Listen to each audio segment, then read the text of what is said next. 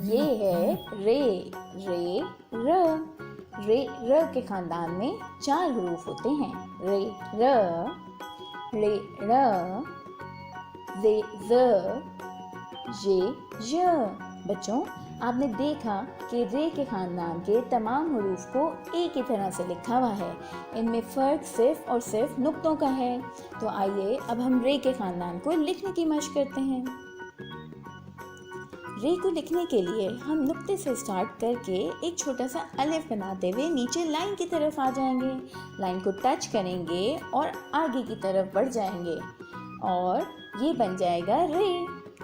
इसको रे बनाने के लिए हम रे के ऊपर बेबी तोय बनाएंगे और जे लिखने के लिए हम रे के ऊपर एक नुक्ता लगा देंगे और ये लिखने के लिए यहाँ पे नुक्ते हो जाएंगे 3।